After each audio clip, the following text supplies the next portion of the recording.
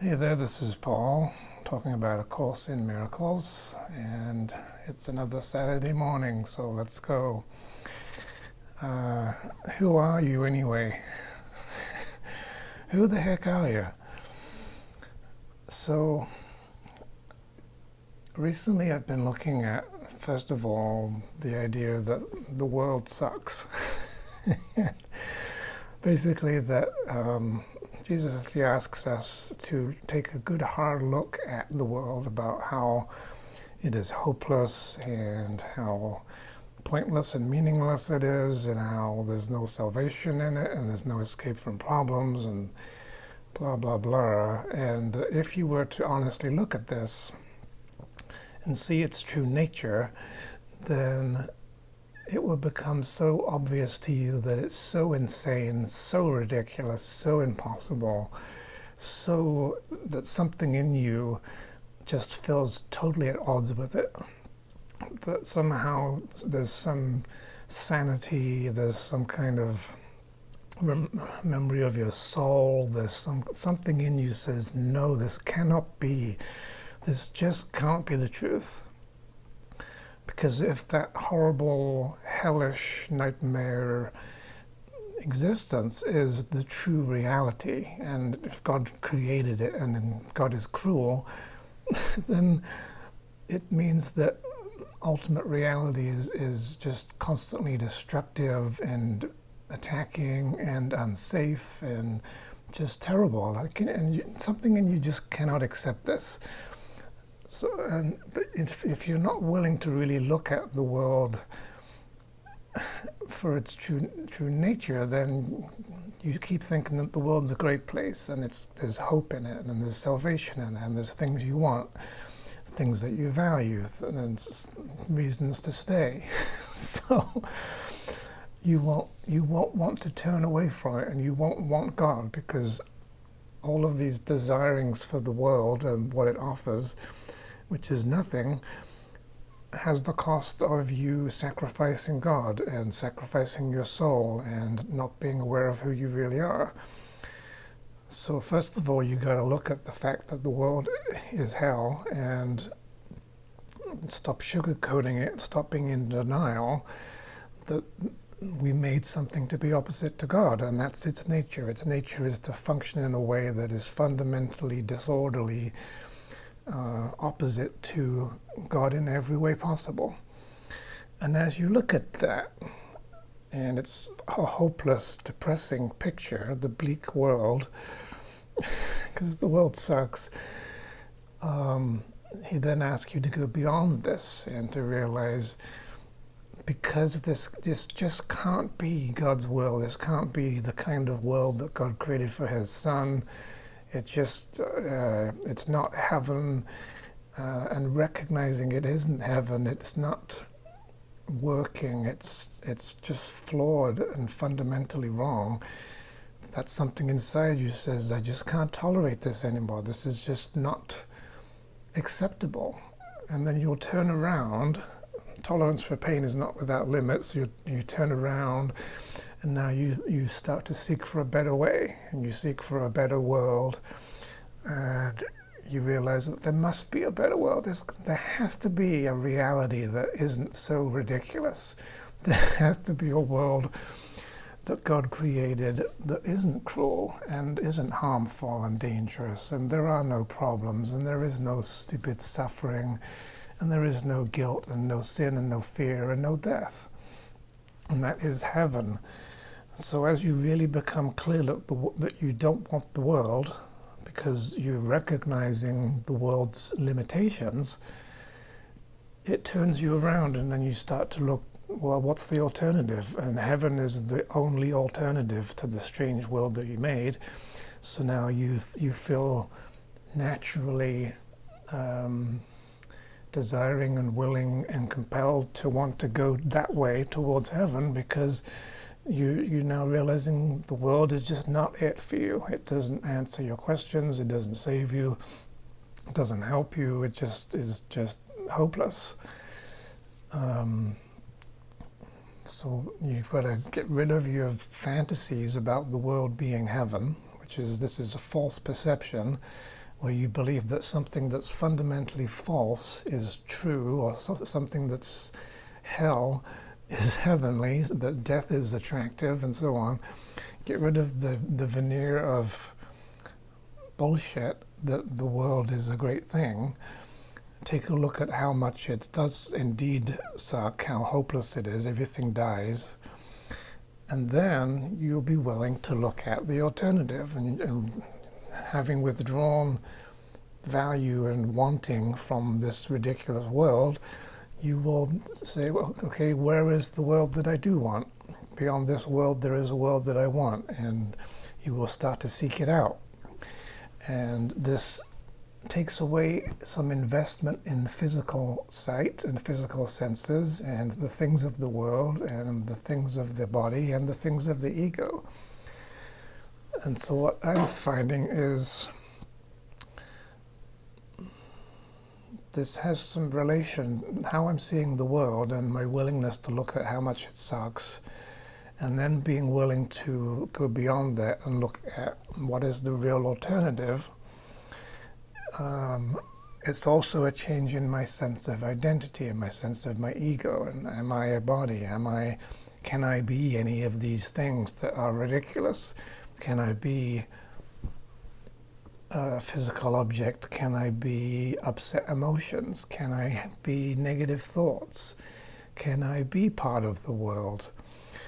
And as you're sort of turning away from hell and turning your back on the illusions of the world and saying, okay, I only want heaven, I only want the better way, I only want the light, and I only want God, and I don't want this stupid, ridiculous world anymore.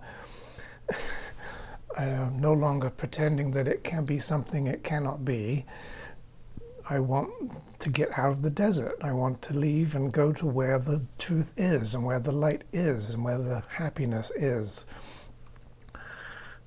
It's a movement away from all things that are not true. It's a movement away from the body. It's a movement away from the ego. And that's going to start shifting your identity. So that's what I'm finding is now happening for me, is that I suddenly realize that I, or the sense of self or me, has been tightly bound to the world and the body and the ego. It's kind of like we've become one with it. We've got so close to it that we've merged with it and confused ourselves with it.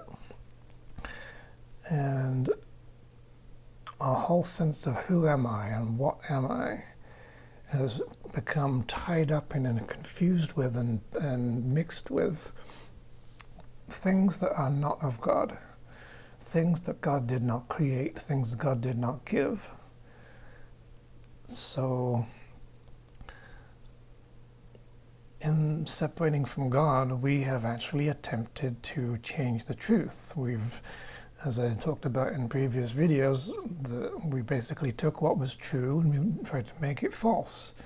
And we took what was false and we tried to give it to the truth and try to swap them to say, okay, God is a false God, and God is a God of vengeance, and God is hateful, and God is murderous and deadly, and God doesn't really exist. And to give reality and truth and life and power and mind and everything to the world and to the body, and believing that space-time is reality and that this is heaven somehow.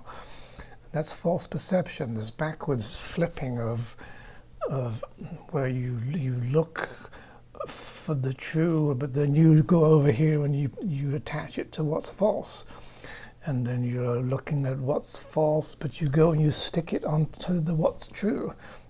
And you have this distorted perception, this sort of crisscrossed backwardsness, which is false perception, and it's also insanity, because now you're losing touch with what's real, and you're saying false things are true and true things are false, and you've got no idea of what's true anymore, so you've gone insane. And we need to undo this. We need to uncross the wires and get the truth pointing at the truth and get the false pointing at the false, and recognizing that they are not the same and they are opposite and they're separate. Um, there's something coming to mind here.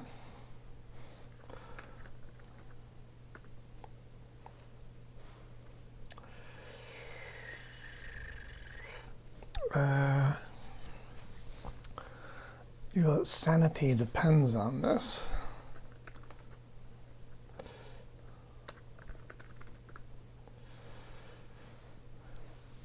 Now,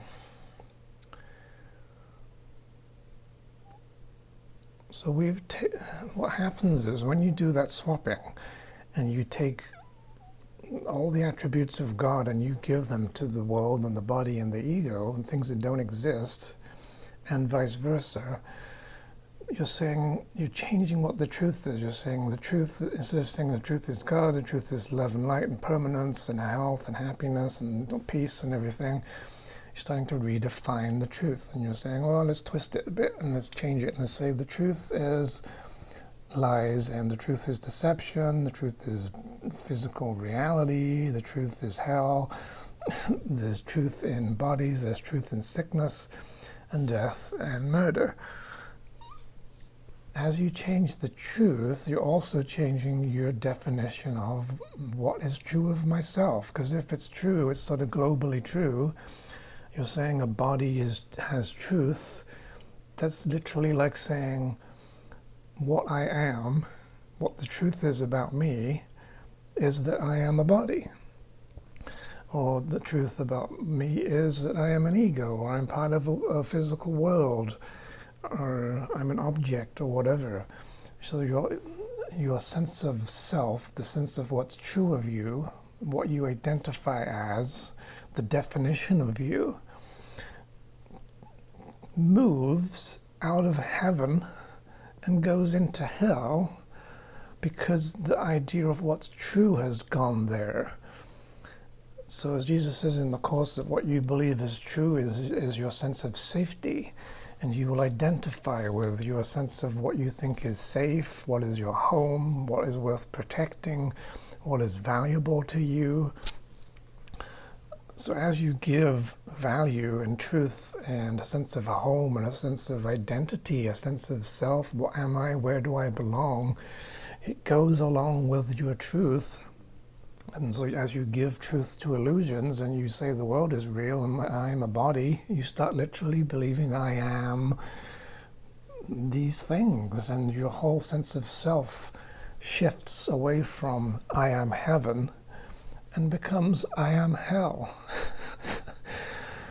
And I am suffering, and I am guilty, and I am sick, and I am dying, and all these kind of things start becoming a part of your sense of who am I, what am I? And you have a very, very close intimacy with whatever it is that you're identifying with or as. It's like you're almost like one with it, and there's no difference between you and what is true. There's no separating out of the two. You embrace whatever's true and you unite with it and make it part of yourself. So as you falsely assign truth and reality to the world and to the body and the ego and everything that they entail, you are merging your identity, your mind, yourself, your awareness with these things. You're trying to make them be one thing. Saying, I am a body, and I am physical, and I am upset, and I am guilty, and I am afraid, and I am having these thoughts, I am thinking of this, and I am being the things that you now believe is true of you. Wherever you've put your treasure, wherever you've put your value, wherever you've given a sense of reality, you're saying, I am there, and I am that. So this is what I see that I've done. For most of our lives, I think we've probably had this sense of, because there's this oneness between you and the truth, as you assign the truth to false things, you become so intimately close with them that you can't tell yourself apart from them. Like, I am the truth. I am whatever is the truth. It's me. It's myself. This is the truth of me. And if you're saying that something opposite to God is true, something separate from God is true, and you are merging yourself with that separate thing, now your whole sense of existence and the scope of yourself and what is included in you becomes one with this thing, and now it seems like you are this. This is all that you are. And so now you've become lost in it, and you've bound yourself to a body and to an ego and a false sense of self, an image of yourself, a faulty idea of what you are, something that you're not. You've decided that you are this. And it results in this sort of singular experience that there isn't two things here. There isn't me and the body. There isn't me and the feelings. There isn't me and the ego or me and the world. It's that I am these things. There's only this. That I am body. I am unhappy feelings. I am negative thoughts. I am physical.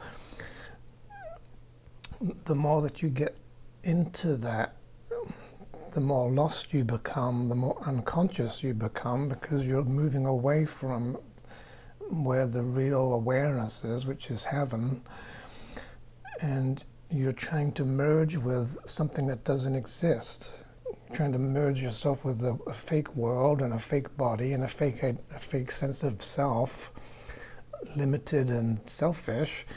It has to narrow down your awareness, because these things don't really exist, and they're small and tiny and weak and frail and destructible and so on. So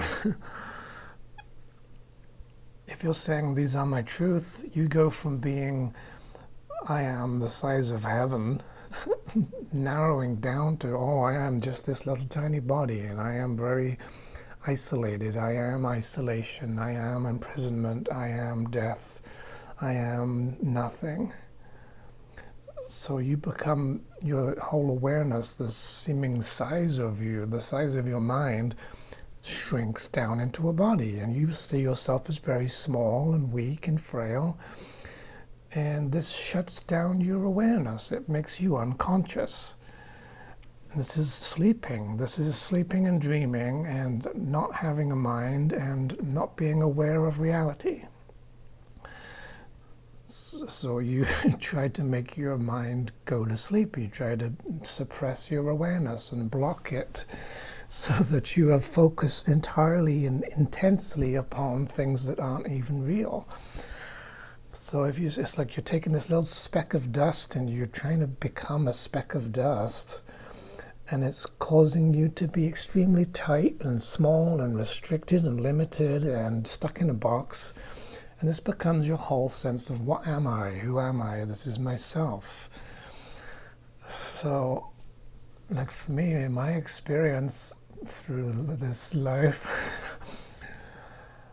is very often that if I get upset, or if I'm feeling guilty, or if I'm having grief or loss or sadness or unhappiness or some pain or any kind of upset emotion, anything that is hellish, stresses and dramas and fear and all kinds of shit, I become this stuff and I get lost in it. And it seems like I am afraid, and I am suffering, and I am the one that's having guilt, and I am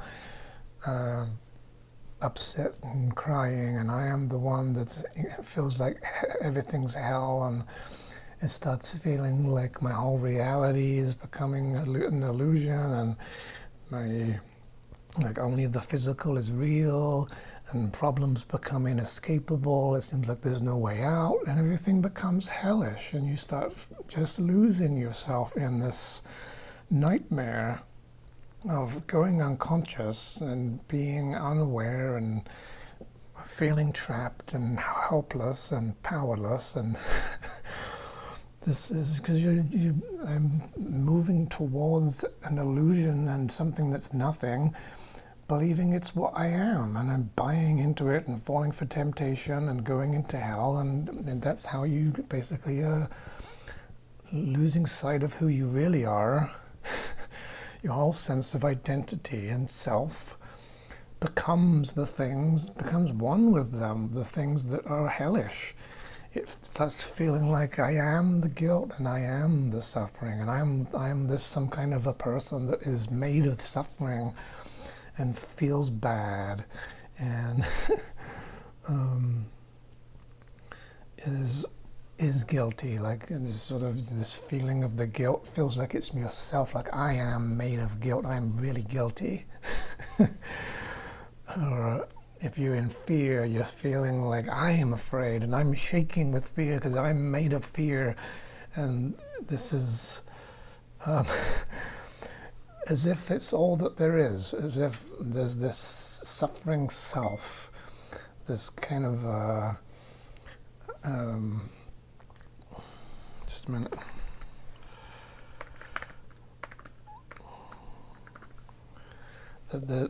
It's me. There's this one unit of this sort of jumble of feeling and experiencing and suffering and identity and me-ness, that I am this thing, there's only this. And that becomes what we kind of walk around with most of our lives. I am da-da-da-da. I am da-da-da-da. I'm having this, I'm doing that, I'm making this, I'm feeling that, I'm thinking this. Your whole sense of what am I gets lost and bound and mixed in with things that are not real. This is how you lose yourself. You gain a false sense of identity.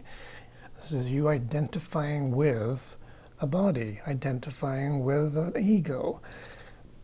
Sort of identifying with sort of means I resonate with this, I see myself in this, I feel like this is true of me as well, I agree with this, I am one with this, this is my vibe, this is my wavelength, and I can relate to this. So you now have a relationship with hell. And the more you go into that, and the more you lose yourself, and the more you believe that you are suffering, and you are guilty, and you are sick, and you are dying, and you are unhappiness, and you are afraid and whatever, it really feels like that's your whole self. There isn't two things here. There's only one thing. So what I've been realizing is, with relation to the world, and realizing, okay, the world is the stuff that sucks. The world is hell, it's opposite to God, everything about it is unnatural, it can't be true and it can't be real.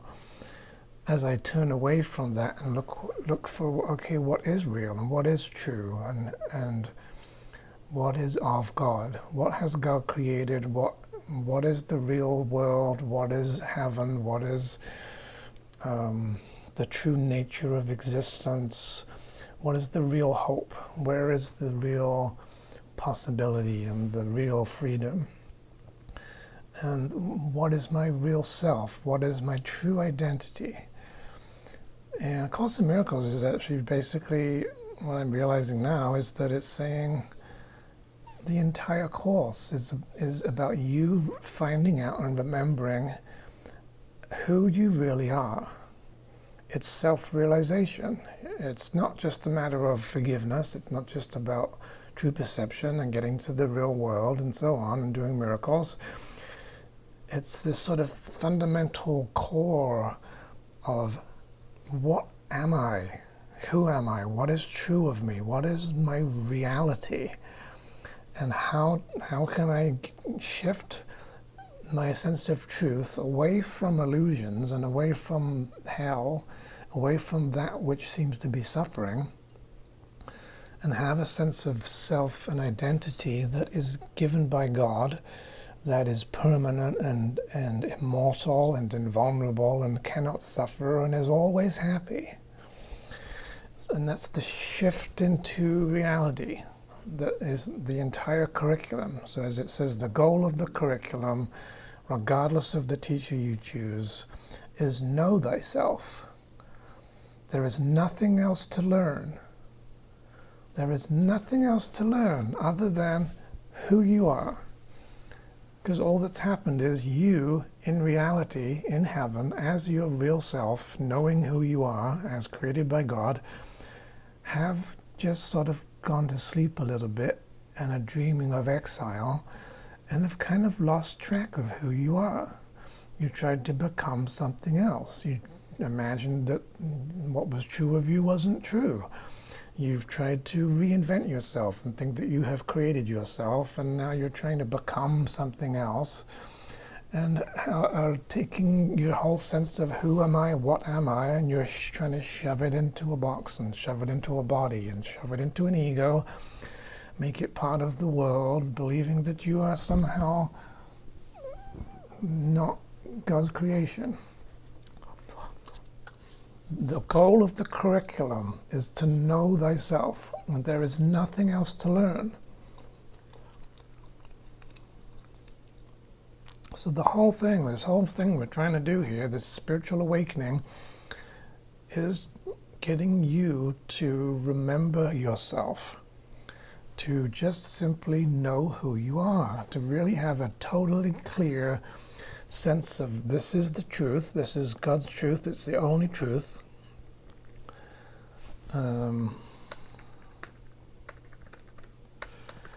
And recognizing that that is all that's true, that nothing else is true, that the world isn't true, the body's not true, the ego doesn't exist.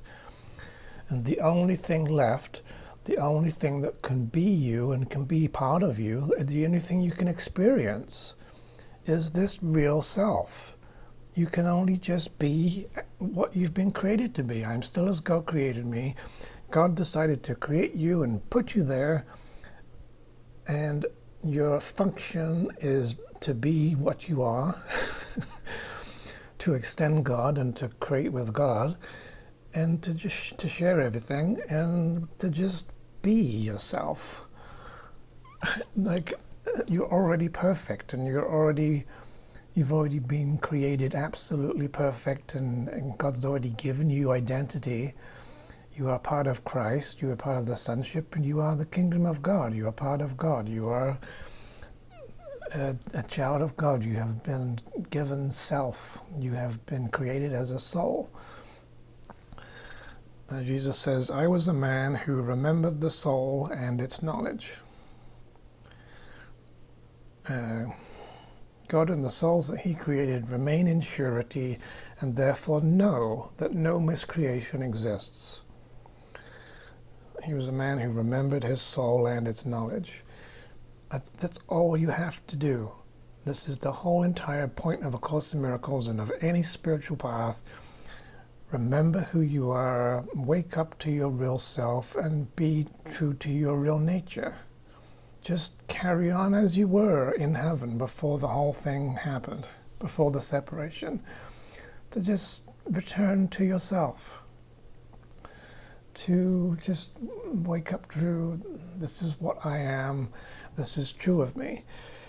So, to get to that, we have to peel ourselves away from things that we are not.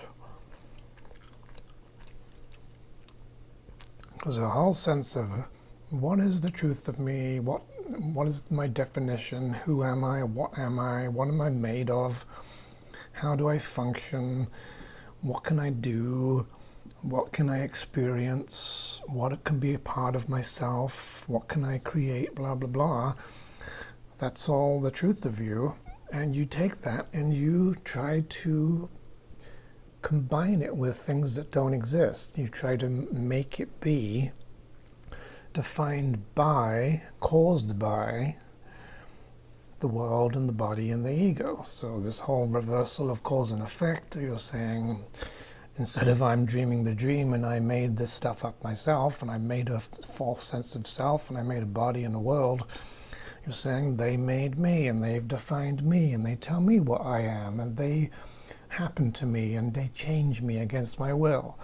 And the world does stuff, and it causes me, and I get altered by these powers that are outside myself, and they can put things into me that I didn't want to be there.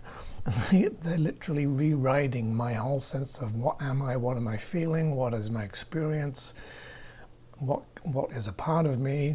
Somebody comes along and punches me in the face, and now, oh, I am suffering, and I'm in pain, and I'm unhappy, and all this stuff, because now you're letting the world define who and what you are. This is a reversal of the sense that God is your father. It's the belief that the ego is your father, and the body is your creator. Your parents' bodies are your creators, and the world has caused you and is creating you.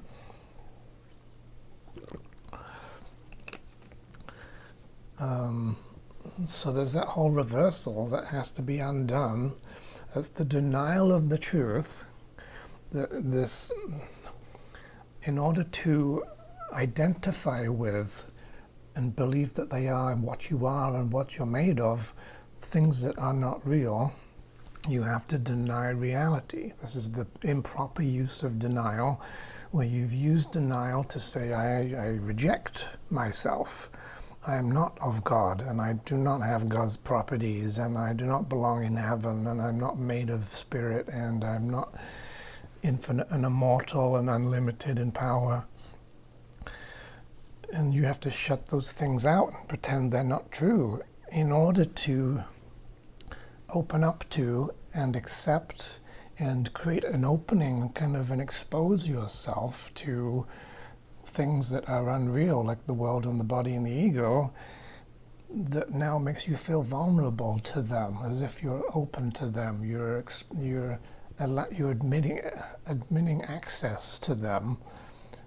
What you believe is true, you will admit to, and admittance is access.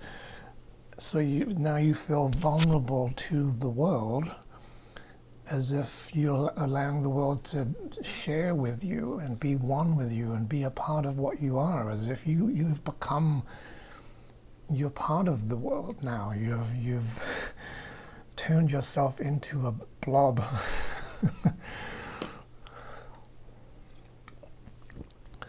So you've used denial to shut out who you really are, pretending that you're not yourself, that you're not Christ.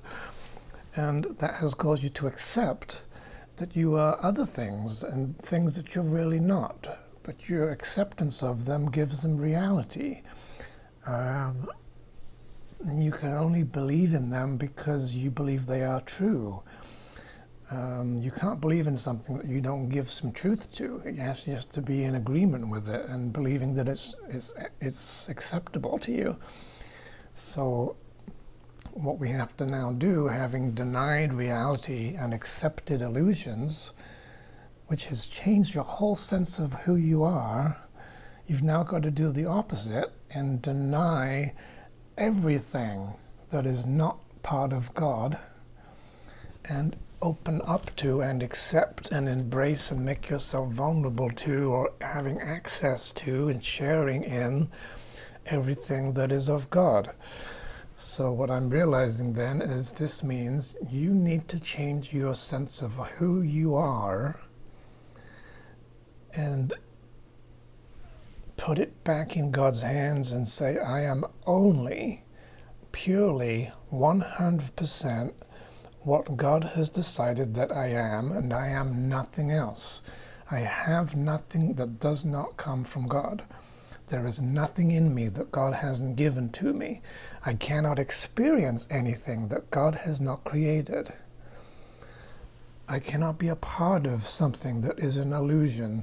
Nothing illusory can happen to me, therefore, and it gives you a sense of invulnerability and safety and being in God, being in heaven. That your real self is in heaven. It isn't in this world. You're not a physical body. You're not an ego. You're not a part of the world. You're not made of the world. You're not of the world. You didn't come from here. You came from God. God is not part of this world, really. You're in God, in heaven, in the kingdom. You are the kingdom, and you are nothing else. And everything of space-time and all of the planets and the galaxies and the amazing, wonderful objects that we worship, and the bodies and the humans and the animals and everything else, it cannot be a part of you. This is why you got to start out by realizing that this world just cannot be. It cannot exist. It can't be the truth. The hopelessness, the ridiculousness, the insanity, the madness, the sheer chaos, the constant problems, the fact that time is death and everything in time will end. You just recognizing how ridiculously unacceptable that is to you begins the process of you denying it and rejecting it and saying, no, I can't accept this. I will not allow this to be part of my reality. I'm not going to let this to be myself. I'm not going to have this be who I am anymore. This is not true. This cannot be my reality. It just cannot exist. I refuse it.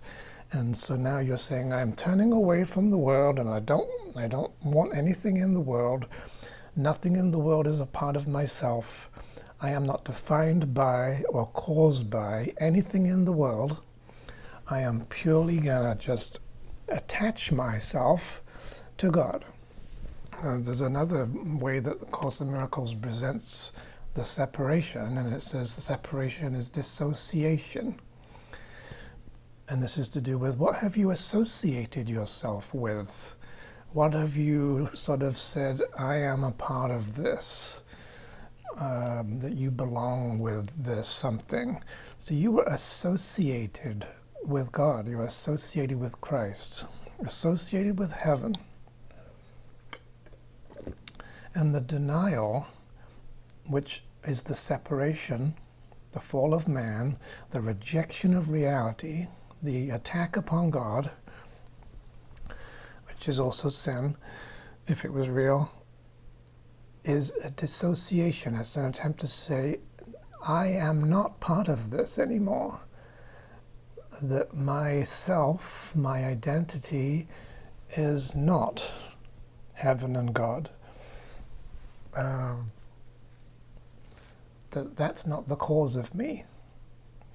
And displacing and projecting the cause of me outside of myself as a world and a body, and associating with the physical and the body and the ego thoughts and the ego feelings and hurts and pains and misery and death, believing that now is what you are associated with, that's now what you're part of. So now you have to disassociate from the world and in a sense separate your sense of self from everything that God did not create, and push it away and say, I no longer accept this. I'm no longer going to be associated with this. I'm not going to have this be part of myself. It's not going to be in me. It's not going to be something that I'm willing to feel. It's not going to be something I'm going to see. It's not going to be something that I am going to sense. It's no longer going to be a part of my experience whatsoever. I'm going to just shut out the entire thing and deny the whole damn thing. The world you see must be denied, for sight of it is costing you a different kind of vision. So the willingness to accept the world causes you to see it and make it real.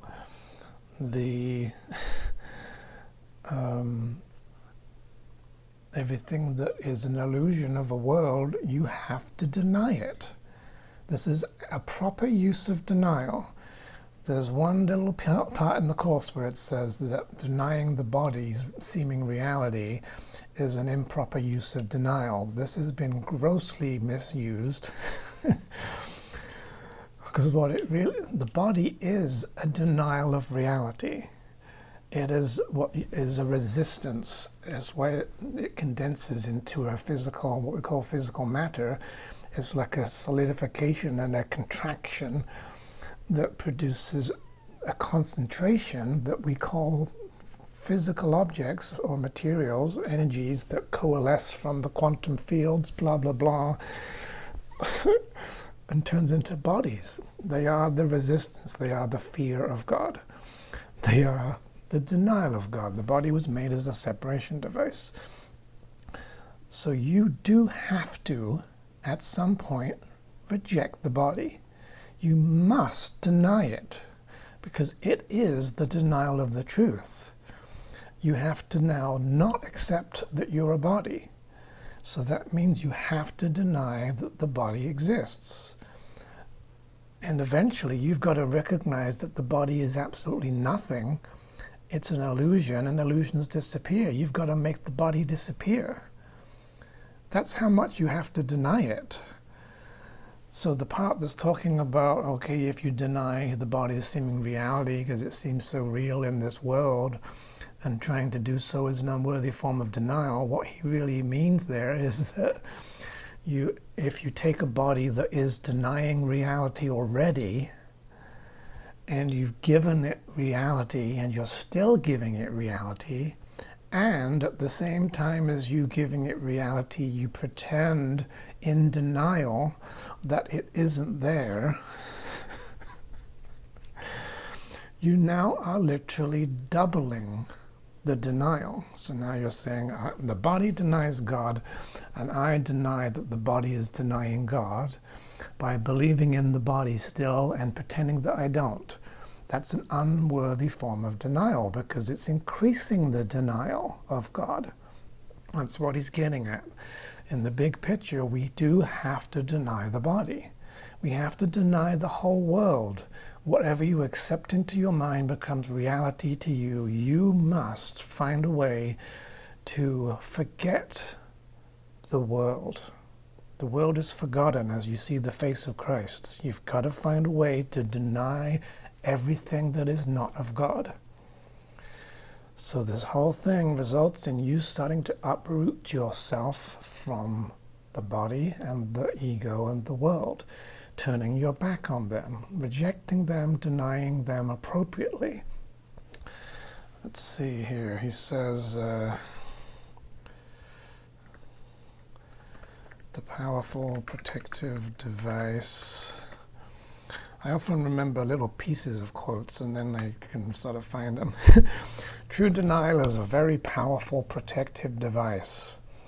You can and should deny any belief that error, the world, the body, the ego, space-time, can hurt you. This kind of denial is not a concealment device, but a corrective device. The right mind of the mentally healthy depends on it. Now this is key, because now this means that if you want to be sane, and enlightenment is a recognition of what is true and what isn't, which is sanity. It's the opposite of the false perception where you've got your wires crossed and you think true things are false and false things are true. It's sorting those out and becoming very clear and very distinct that only the truth is true, only God's truth is true, and all false things are false. The only thing you have to do to escape the world is recognize that the one that you made is false, and it is only false. There's no truth to it. In order to reach that enlightenment, which is atonement and which puts you in heaven, your right-mindedness, to be in your right mind, to be sane, depends on using denial to reject everything that is not of God and not giving it any power, any life, any reality, any truth to cause or do anything. So the thing that I've been realizing is that, say, here's the world, and here's the body in the world, and here's me being in a body and having suffering. When I have a sense that I am this, and I lose myself in it, that's where my mind is constantly losing track of what I'm talking about, because I'm stepping out of these things. When you're really immersed in it and you think, this is what I am,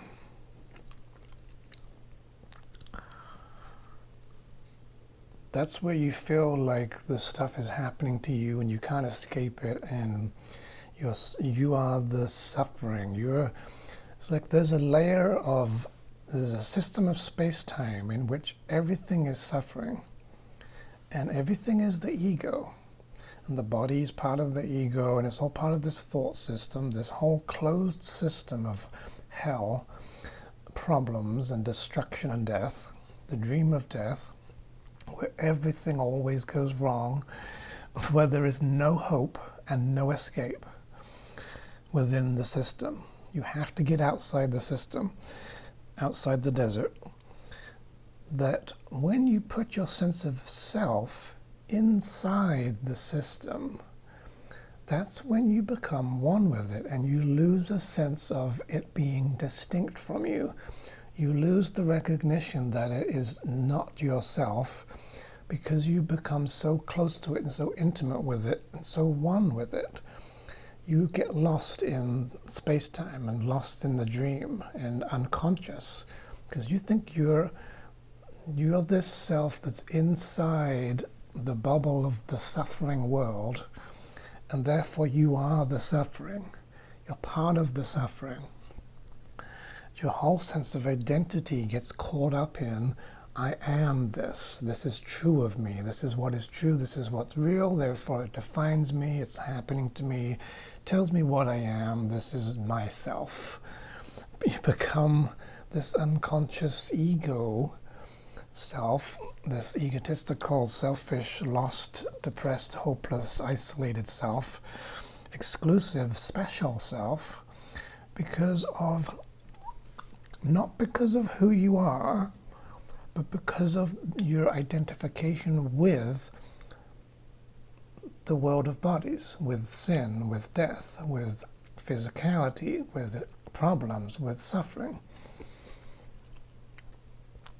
The world of bodies is, as the world of death, is unhappiness. It is the opposite of heaven, which is happiness. Happiness is a permanent, constant state. When you deny happiness, you have hell, which has to be an unhappy system. So when you put your free floating self inside the system of hell, you feel like you are unhappy. And you will believe that the unhappiness is part of you. And now you'll start seeking spiritual paths to try to take you outside of the dream, but you keep bouncing around inside of it, trying to make your ego spiritualized, trying to make a spiritualized self, a sacred, a more spiritual, more light, more positive, whatever self, but stays in the dream. An embodied self, a self that it still believes that it's a body, but also is simultaneously trying to get out of it, but doesn't want to let go of the world, of the hell, of the body, the sense of this is who and what I am, the anchor and the oasis in the desert of hell.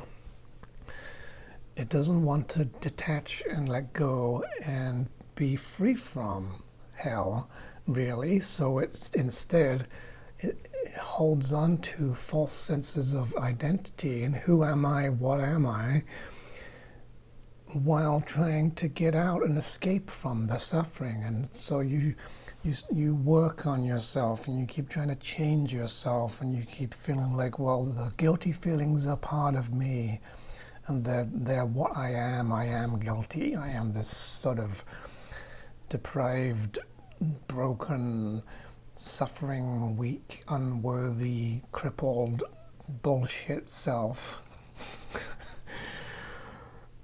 You feel like that's what you are, and then you start telling yourself, well, what can I do to get out of this? How can I have to work on my guilt, and I have to change my and I have to do this and do that, trying to find ways out of the suffering, but you keep getting pulled back in again.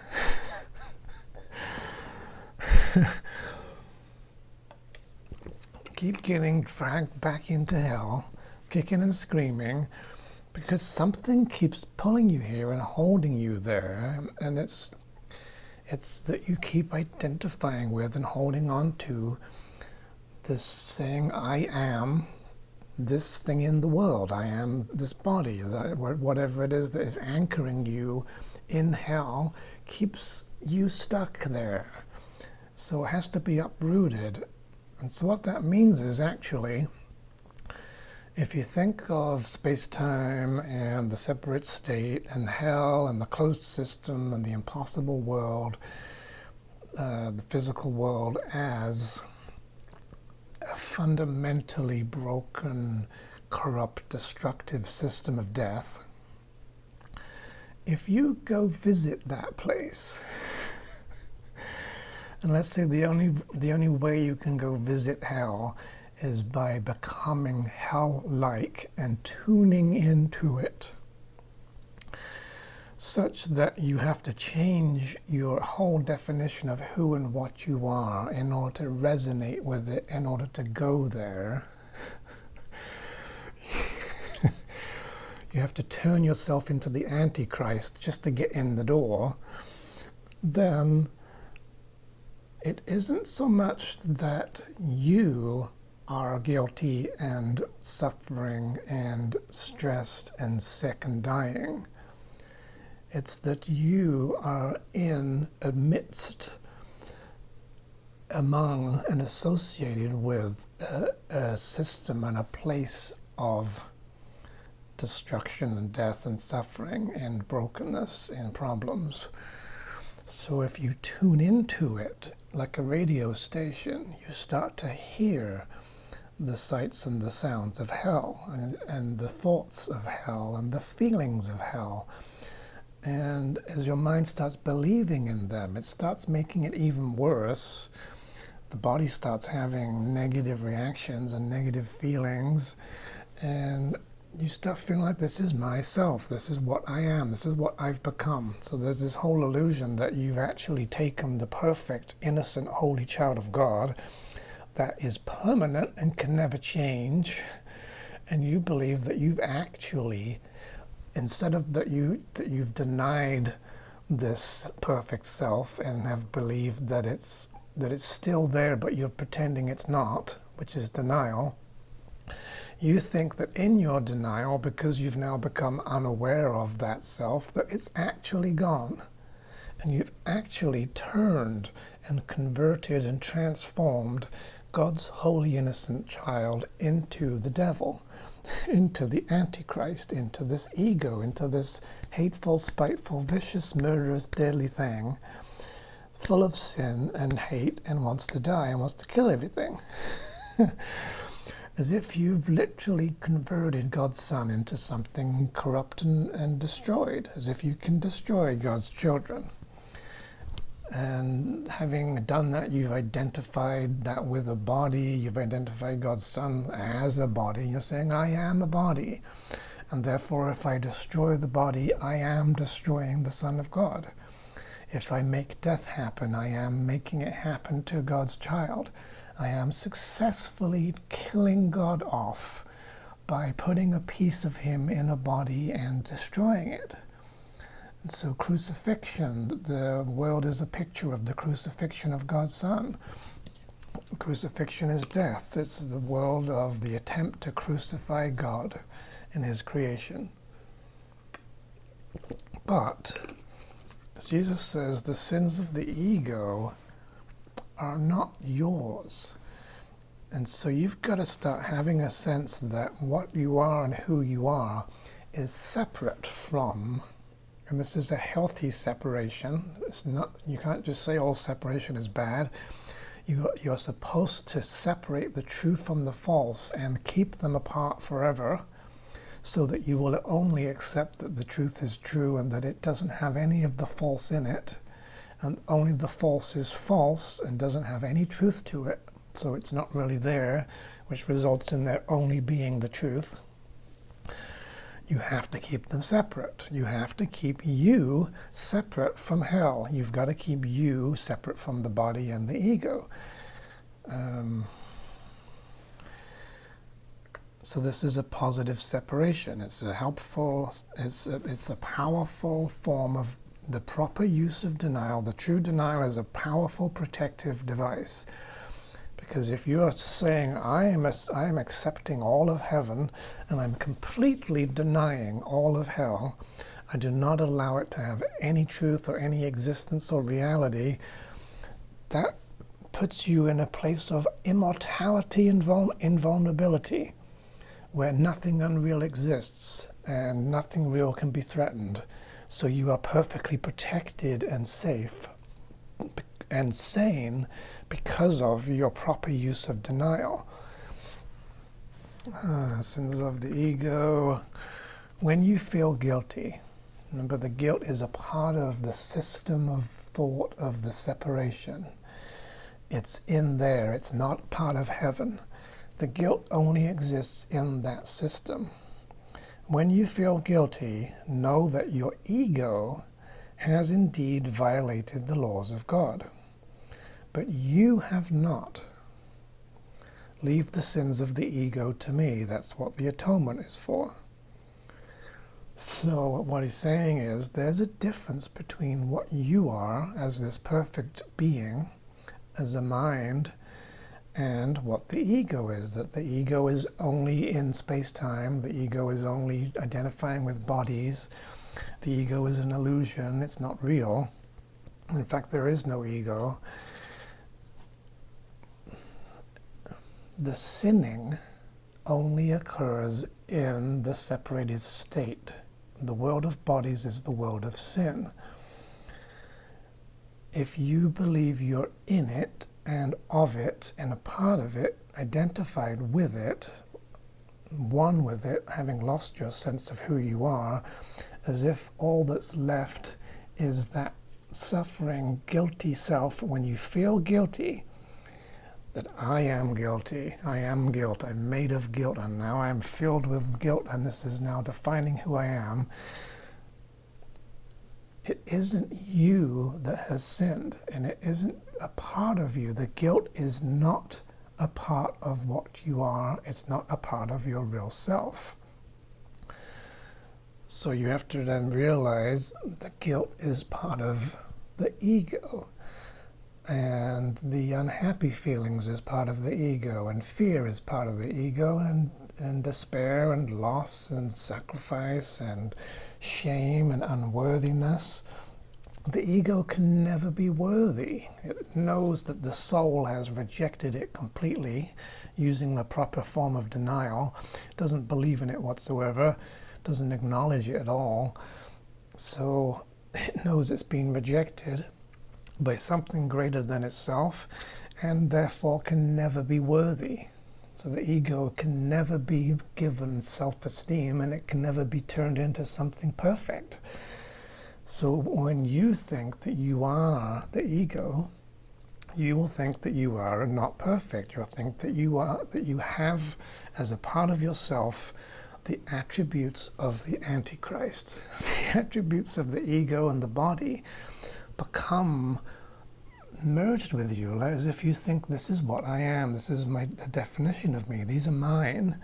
You think it's your possession, your ownership of this stuff. It anchors you at your core into hell and suffering.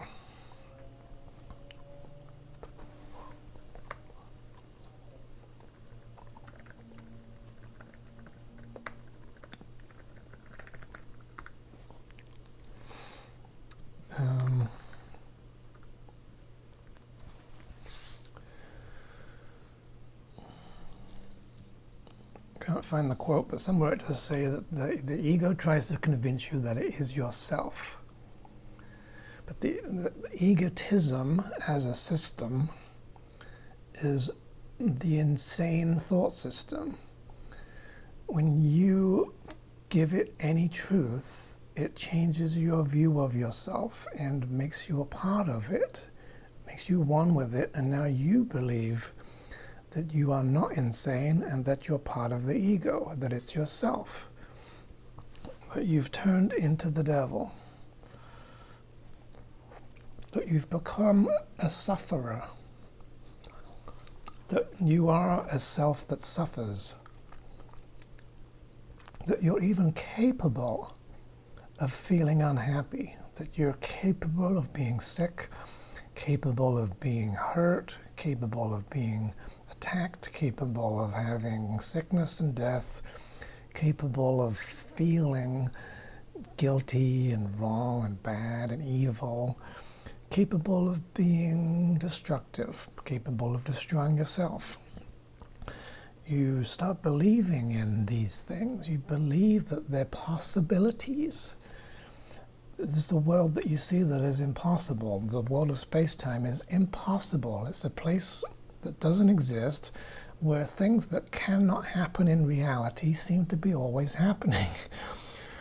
Like death. There is no death in an immortal reality where God is permanent, where you have eternal life, where nothing real can be threatened. There is no death.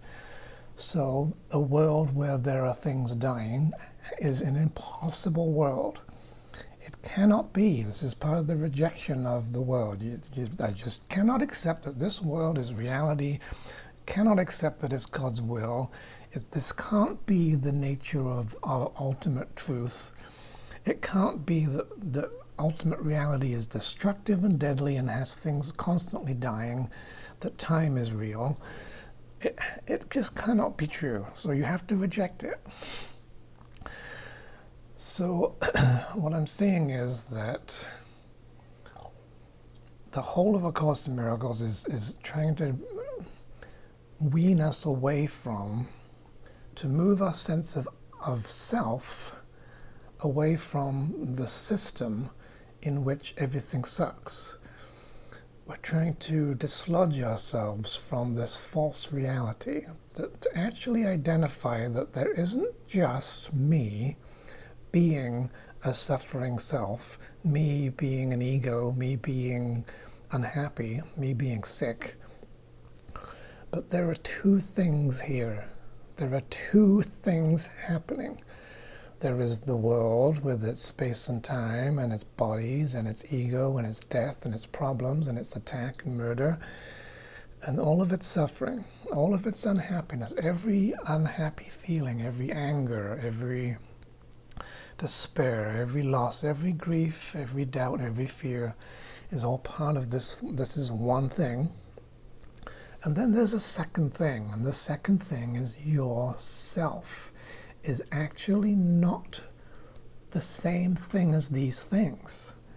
It is a second separate thing that is free of all of this stuff. It's a kind of a free-floating spirit identity.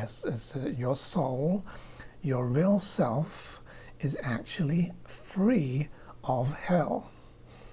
And all it's done is it's gone in like a little bumblebee, and it's landed in hell, and then it's confused its sense of who am I, what am I, with the things of hell, to the point that it's taken them on and believes that they are defining it, that your dream defines you, that you're no longer the dreamer of the dream, and the dream is now dreaming you and telling you what you are, that I am being caused by the world, caused by the body, caused by space and time, caused by attackers, caused by victimizers, etc., caused by the weather, whatever,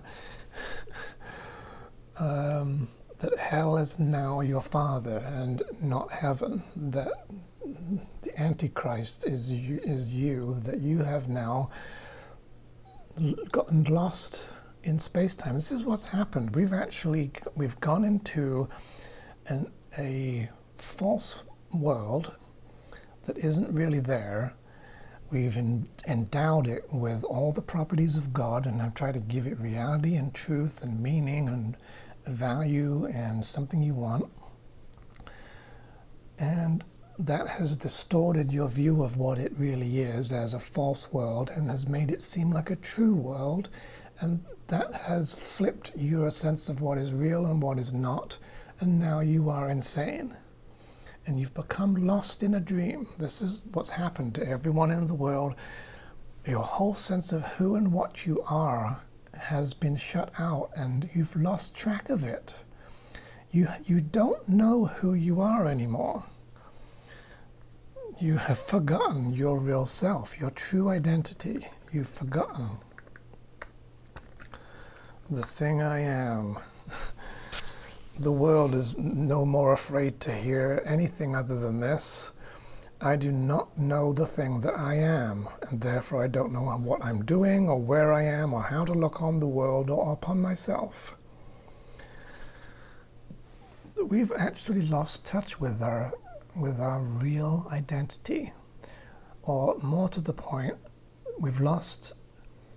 we seem to be distanced from, by space-time, by the separation, what we really are, who we really are, and where we really are.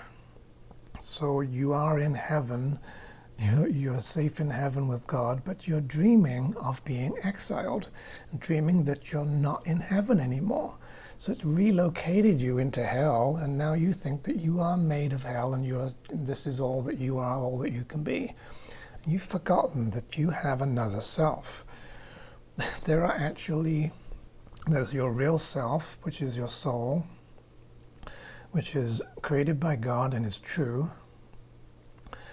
And then there's a false sense of identity. So it's the combination of the opposite to God as a system of space-time, as the whole world, as a body, plus being mixed in with and equated with this real self. And that has merged your sense of who and what I am with a bunch of bullshit. So now, in the bunch of bullshit, I am suffering, I am guilty, I am unworthy, that sort of ego sense of this is all that I am. This is the whole truth of me. This is my current state. I've been changed from being an innocent person, and I've become guilty. And now I'm not who I used to be. This converted, transformed self, this false sense of self, is actually the combination of the false and the true. It's false perception, and it's the combination of what you are as a free-floating spirit and trying to make true things that are not true. And it has blinded you and has made you believe that there is only this, and I am the world, I am the body, I am this false, guilty, dying self, this sufferer in the world. And what you've got to realize is that this is not true. There is the suffering, there is the guilt, there is the space-time, there is the murder, there's the war, there's the attacks, there's the constant destruction and death, and then there's you, who is not these things. But you won't realize that you're not, that there's a second self, that you have another self other than this horrible identity of I am constantly in hell suffering. Until you start to wean off it at least a little bit, you'll realize maybe I can actually exist without this stuff. And this is what happens when you view the world for what it is, and you recognize how much it is hell, how false it is, that you don't want it anymore, and it can't be true. And you start to turn away from it, and you start to seek a better way. You're actually turning away from your false, from being really intimately lost in the dream. You're starting to move away from it a little bit and turn your back on that. So now you're getting a sense of maybe I can exist as a self with an identity that isn't identified with or as this horrible stuff. Maybe I can be a self that doesn't have these things in me. Maybe I can dissociate from them and not associate with them anymore. Maybe I can be a self that doesn't suffer. Maybe I can be a self that isn't unhappy. Maybe I can be a self that isn't guilty and doesn't have sickness and can't be killed. Maybe I can be an invulnerable self. Maybe I could be, maybe there's another identity. Maybe there's a true identity that is opposite to the world and the body and the ego and this you must suffer bullshit. Maybe there's a you cannot suffer truth that I can attach myself to and align with and accept as real, accepting the atonement. Maybe I can merge myself back into heaven. Maybe I can step back from the world and withdraw my sense of this is what I am from the shit. Maybe I can get off of the battlefield. Maybe I can rise above. Maybe I can go within. Maybe I can find behind all my thoughts a true sense of self that is actually anchored in heaven, in a world where everything goes well all the time, where I can never be suffering. Hopefully I can find this.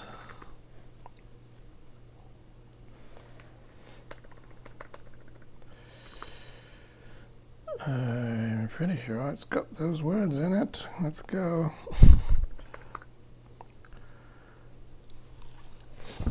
We are creation. We, the sons of God. We seem to be discreet and unaware of our eternal unity with Him because we're in denial. Yet in the back of all of our doubts, past all of our fears, there is still a certainty. For love remains with all its thought, its sureness being theirs.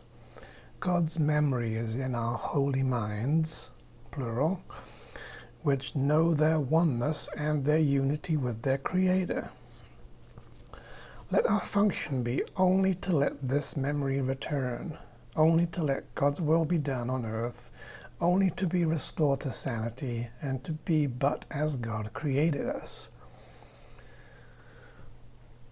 So what this is now suggesting is, as the entire purpose of this course and spiritual awakening is, you getting your sense of what is true, what is real, who am I, what am I, where am I, away from the goddamn world of hell, and anchored back into heaven, where you are now locating yourself in God and saying, I am part of God, I am a son of God, I only have what God has given me.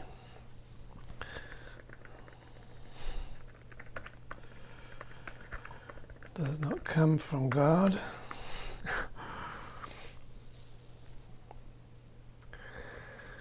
So Jesus says that in his position, where he is awakened and he knows who he is, he's remembered his soul, he knows that he is only of God, and that he is nothing else. There is nothing about me that you cannot attain. You can do this too. I have nothing that does not come from God. The main difference between us as yet is that I have nothing else. And so this leaves me in a state of true holiness, which is only a potential in you. So what he's again saying is, there is a state of reality that is not the world, and is not of the world, it's not bodies, it's not egos, it's not suffering, it's not sickness or death, where you can be only excluding the world, you can be only purely what God has given you to be. That God has sat there and he has caused by his will, and you have shown up as what he wants you to be. He gets to choose, he has the privilege to choose what he wants you to be. You don't have any say in this, and this is part of the whole authority problem, and the whole descent into hell is that you try to change who you were. You wanted to deny that God had created you. You wanted to pretend that you weren't like yourself or like your father. You shut God out and denied that he was your creator. And then you started trying to redefine yourself as things that you're not. As a suffering self, and a guilty self, and a sick self, and a dying self. As a body. And Jesus is saying, no, what you are is free from all illusory things, and you come and go, and you can decide whether to you try to make yourself one with hell, or let that go and float off back to heaven. Whether you can try and make yourself one with a body, or realize that what you are has always been distinct from and separate from the body. That it's not yourself, it's not a part of you. The body is outside of you. You're not even really in a body.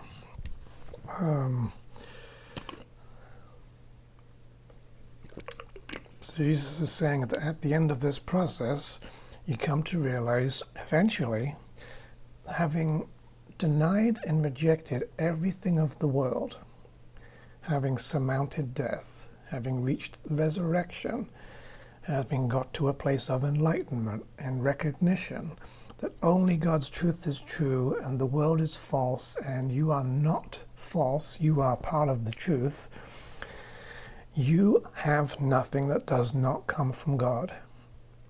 So then it's a willingness to reclaim your inheritance from God, where God has given you all of himself in your creation, and saying, I am only what God wants me to be.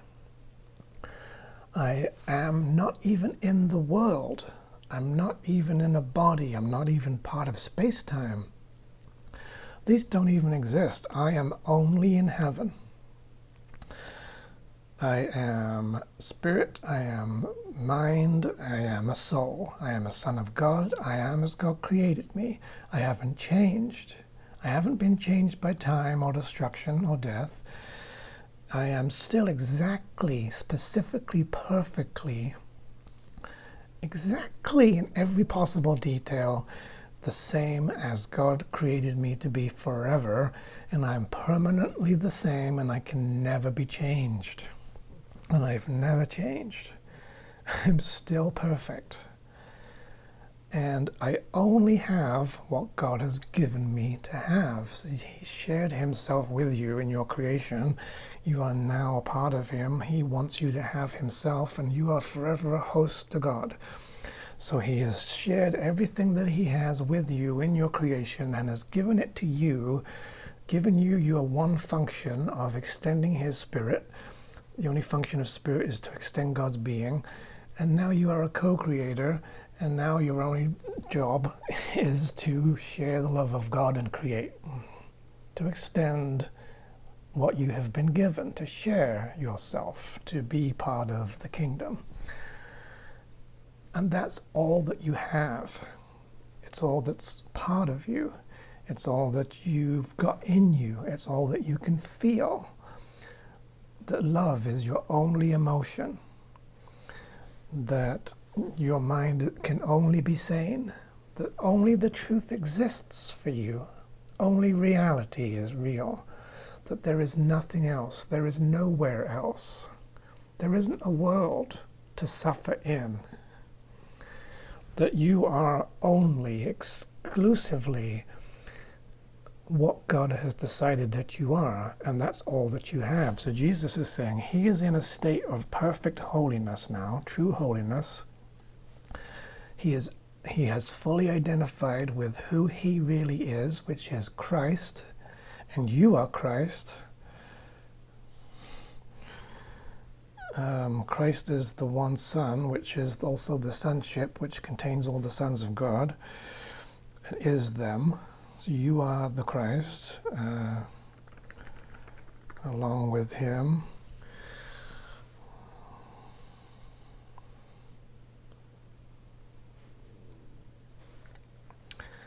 I think it's along with you, actually. It is you that I choose in my identity along with you. Is Jesus the Christ? Oh, yes. Along with you. So, go back here. He's saying, not that one, go back more. He's saying that the main difference between where he's at in his sense of what's me, who am I, what do I have, what can I experience, what's myself, what will I accept, is different to you right now because you think that you have stuff that does not come from God. You think that you have invented and made up some other stuff, a body and a world and the ego, a false sense of a suffering self. You've made guilt, you've made sickness, you've made death, you've made horror, you've made trauma and abuse, you've made wars and torture, you've made all forms of suffering, you've made all unhappiness, every ego emotion, all fear, guilt, sin, shame, grief and loss, abandonment, rejection, everything that could possibly be less than perfect. You think that you still have this, and it's still part of you, and it's still something you want, that you value it. You think that it's yourself, it's part of what you are, it defines you, it is yours, it's your treasure, it's you. You think you have become these things. And because you think that you have become these things, you don't recognize that you are only Christ. You also don't recognize that you are in heaven, because the where you are, the location of your sense of who and what I am, is the thing that you become one with. If you've got hell and you're saying, I'm going to be one with hell, I'm going to be a suffering antichrist, self-destructive murder weapon, you kind of feel like you're there. You're intimate with it. You put yourself in hell. But if you say, I am heaven and I am the Son of God and I have nothing that doesn't come from God, and all that exists and all that I am is perfect and holy, now you have the inheritance of God, but you don't have any of hell. You don't have anything that doesn't come from God. So as he said about the powerful protective device, you should reject and deny anything that is not of God. Any power whatsoever to hurt you, or even to deny that anything not of God even exists. If God hasn't had a hand in creating it, and if it's not part of the kingdom, it doesn't even really exist. So you can't really be it, but you keep trying to be it by giving belief to it, and therefore uniting with it and losing yourself in it. It's the losing yourself in it, and this in the sense where hell and your heavenly self merge together to the point where it seems like you are only the hell self, that it's one thing. That's unconsciousness. That's spiritual death, unconsciousness, where you have denied heaven so much that you think hell is all that exists and all that I am, and I am only this suffering, depressed, hopeless thing. But you have to realize that there are two things. There are two worlds. There are two selves. There's heaven and hell. There is a heaven. So you've got to be willing to give at least some truth and some reality, some investment, some value, some trust, some wanting, some desiring to be close to, some uniting with, opening to, accepting heaven, at least a little bit of willingness to move yourself towards God, so that you can get a sense of there are two things here. There's hell and there's heaven. There's this false stuff that if I identify with, I form an ego self. And then there's me, that is part of the reality of heaven. And there's these two opposing systems. And where am I? Am I going to float over here and tune into hell, or am I going to float over here and tune into heaven? And which one I tune into, I'm going to become part of. I'm going to accept the system of. I'm going to accept the values of. I'm going to experience the contents of. So if I want to have a heavenly experience, I need to get to heaven. If I want to have a hellish experience, I'm going to put myself in hell. And that's what everybody's doing, is merging themselves with hell so much that they lose sight of any alternative, and thinking that this world is all that's real and it's all that you can be, and that you must be a body. And then you die. And that's stupid. So we have to have at least some sense of there's got to be a better way. There has to be another world. Heaven remains the one alternative to the strange world you made. It's the real alternative. There's a whole section called The Real Alternative.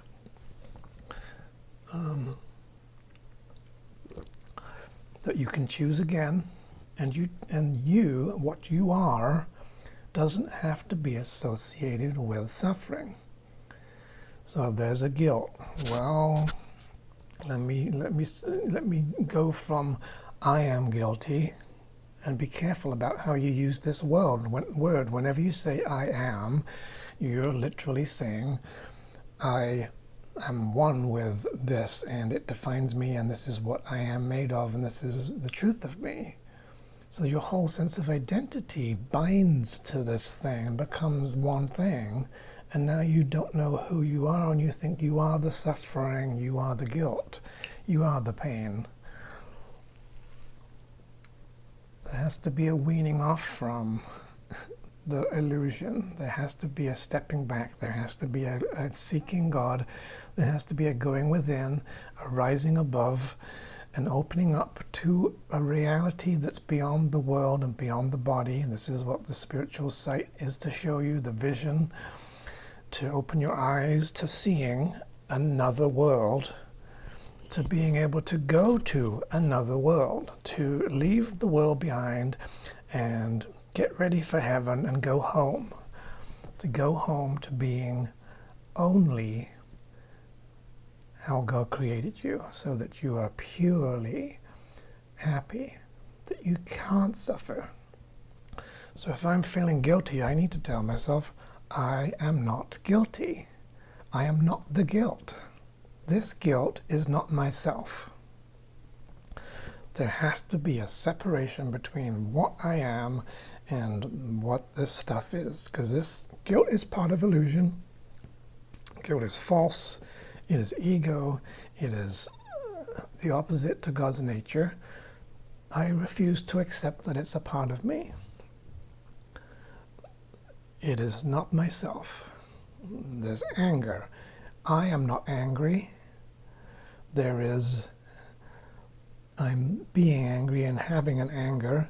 I'm making an anger. I'm trying to make myself be angry. I'm trying to make myself turn into anger. And I need to step back from that and realize I cannot be angry. In the extreme, I can never be angry. I can never be hurt. I can never suffer. I can never die. I can never be sick. I can never be upset. I can never be unhappy.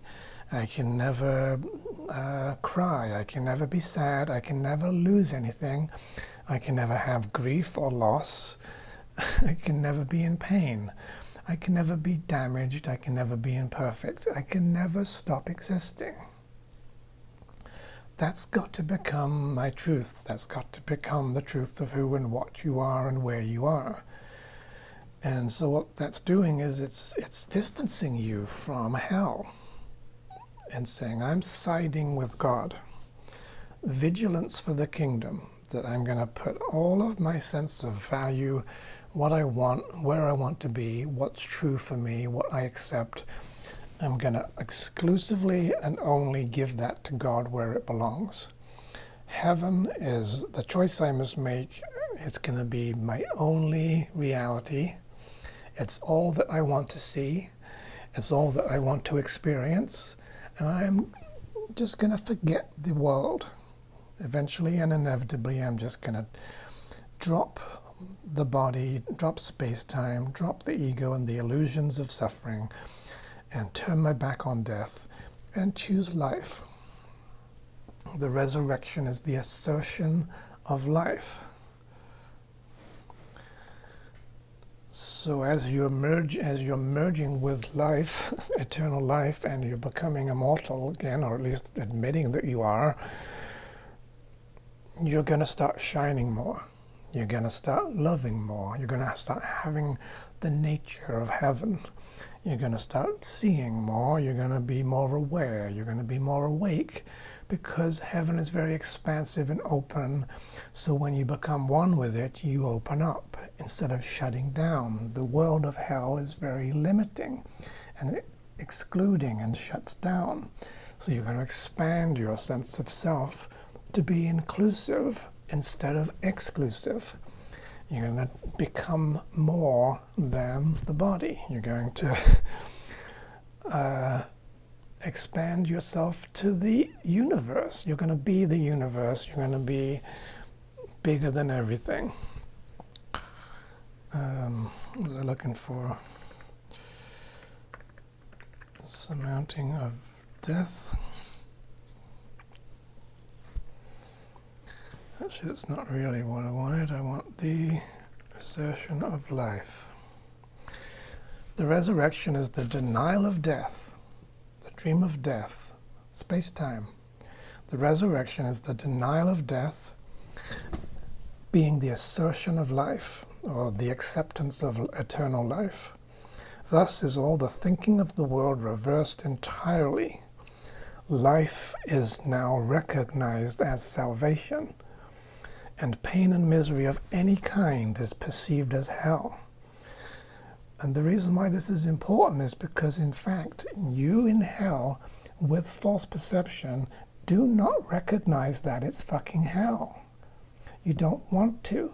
You want to believe that hell is heaven, and that heaven is hell, and you don't want God and you hate God. You have rejected God, attacked him, hate him, want him dead. This is why you have to forgive him for the things he has not done. He is your creator and he loves you, and he is not the false God. You have failed to recognize that hell is hell and as a false world, and instead you have tried to make it a true world and give it truth, invest it with belief, make it real, believe that it has power. You've given yourself away to it and lost yourself in it.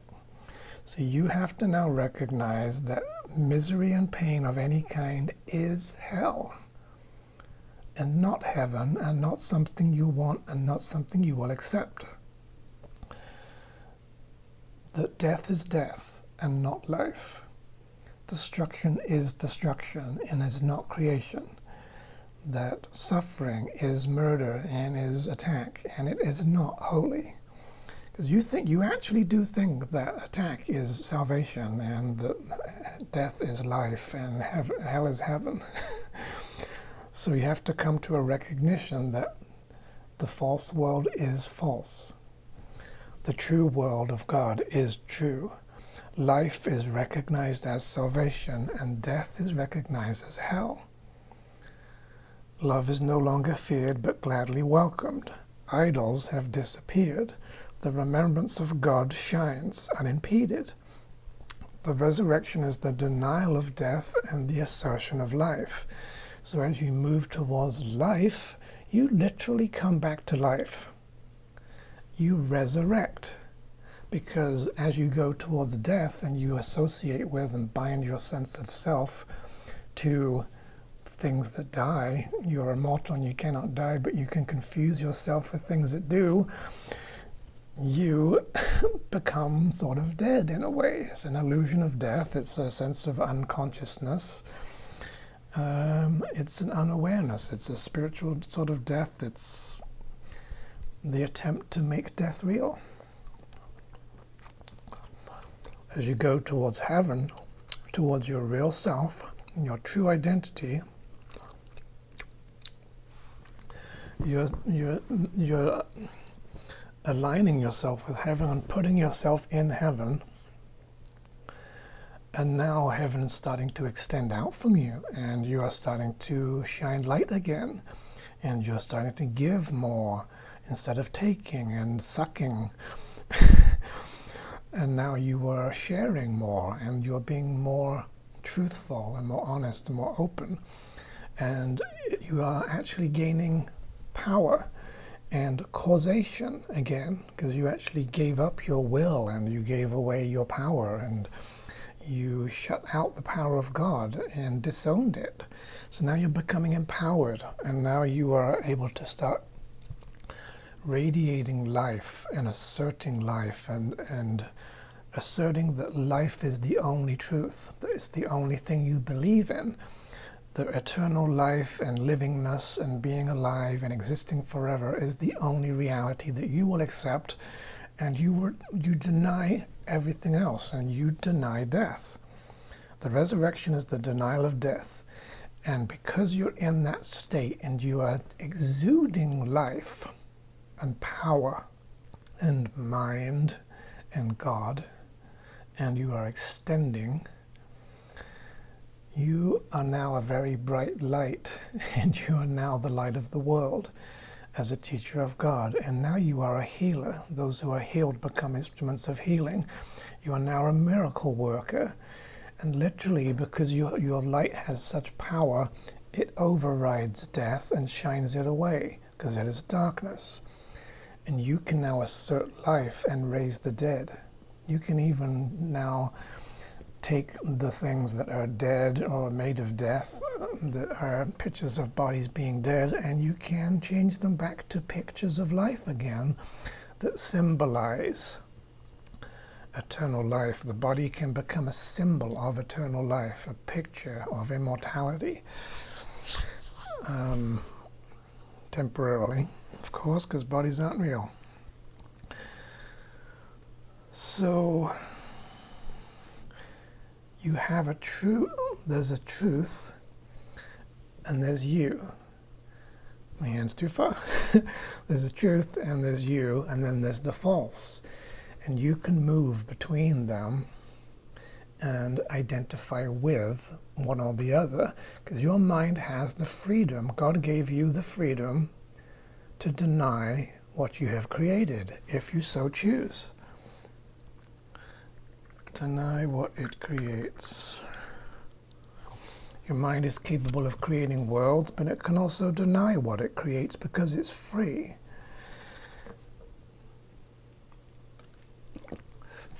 God has given you freedom. That freedom allows you, per your freedom, to potentially deny that you have freedom, which produces the illusion of going to sleep and dreaming of time and space and suffering, death. But what you are, as the freedom, are free to come and go between heaven and hell. And when you decide to, when you can recognize that you're not part of the world, you're not the suffering, you're not the unhappy feelings, you're not the guilt, you're not the body, you're free, you're a distinct thing separate from the world. You are of heaven, you're of God, you're a spirit being, you're not made of the world. So the world is additional. It's a second world that has been strapped on and that you tried to make have reality. It's not really there. You're dreaming of it. But that now means that you can float around between the two, if you so please. So now you therefore have to realize you can be free. I'm not a body, I am free.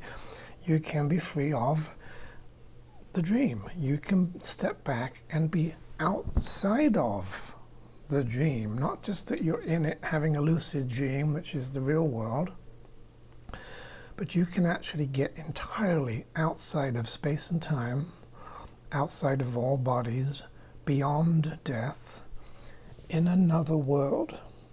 You are in and of another world.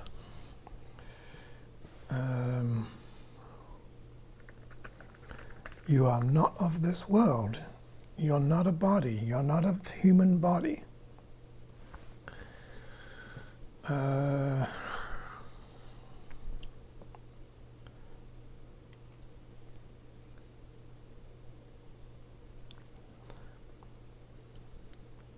There's a peace that is not of this world. The Holy Spirit brings you gifts that are not of this world. There are lights which are not of this world. The name of Jesus Christ is a symbol, but it stands for a love that is not of this world.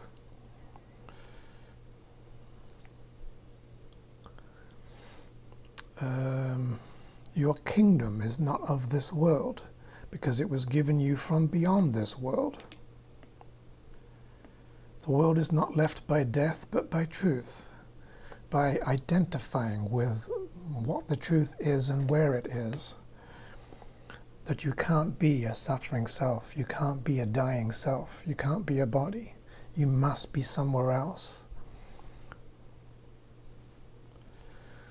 The truth can be known by all those for whom the kingdom was created and for whom it awaits. Some people see it suddenly on the point of death and they rise to teach it. Others find it in an experience that is not of this world, which shows them that the world does not exist, because what they behold must be the truth, and yet it clearly contradicts the world. So they experience heaven, or the reflection of heaven, as the real world, and it's so true, and it's so real, and yet so opposite to the world that we made, space-time and earth, and the body, and the sin and death, that it shows you that this can't be true, and you don't accept it. My kingdom is not of this world, because it is in you, and you are of your Father. Let us join in honoring you, who must remain forever beyond littleness. Beyond the little world, everything in the world is small because it's made of littleness. What the Holy Spirit enables you to do is not of this world. So essentially, us body folk need to learn to separate out who am I from the body and this everything that's false, including upset feelings, including all kinds of hurts, every form of suffering, every unhappiness, all guilt and sin and fear, every sickness, every sense of death, every untruth, everything that's not real. We have to separate ourselves from it and say, I am not in this, I am not of this, I didn't come from here, I am not a part of this world is a stranger, I'm a stranger in this world is alien to me. Paul says this world goes against your nature. My nature is that I am of God, I am from another world. I am not like this world. I am alien to this world. I am from the kingdom of God. I am from God himself. I am God's son. I am the holy creation. I have been given as a perfect blessing as a child of God for everyone to share in the kingdom of God, and there is nowhere else. And death doesn't exist, and there is no sickness or suffering, and I refuse to die. Of course, the miracle says, swear not to die, you holy son of God. You motherfucker. You must align yourself so much with being only of God, denying and rejecting everything that is not godlike, which includes death, so that you will swear never to associate yourself with things that die, and don't die anymore. You taking your identity and shifting it to heaven, we are the kingdom, we are the sons of God, the kingdom is yourself, heaven is who you are, the sonship is my soul. Yourself is the creation of God in the kingdom of God, as the kingdom of God in reality. You are not from space-time, you are not of this world.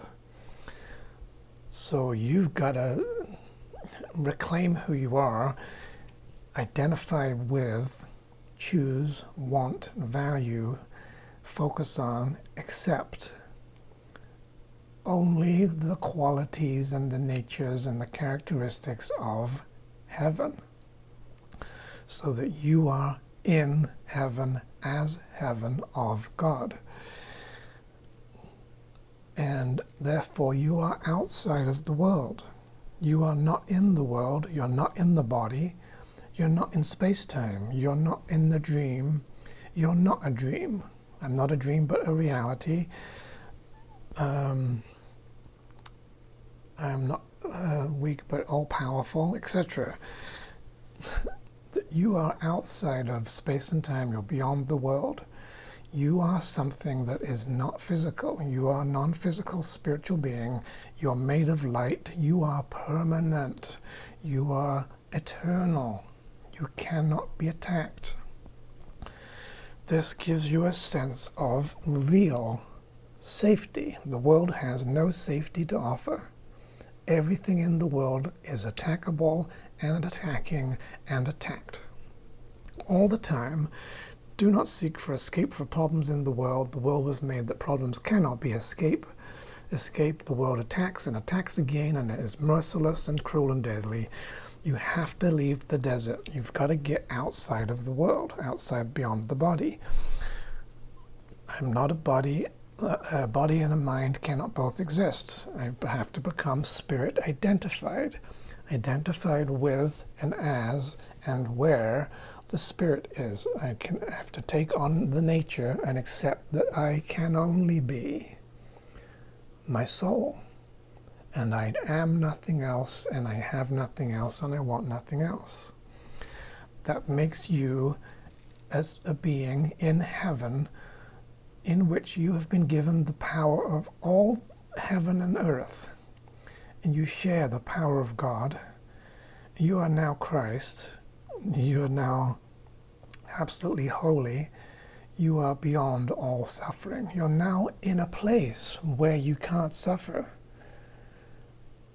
If you are permanent and you are invulnerable and you can't be sick and you can't die, and you're somewhere that there is perfection and permanence and peace, and nothing unreal exists, and there is no attack, and nothing can be attacked, because reality is permanent and it can't be changed.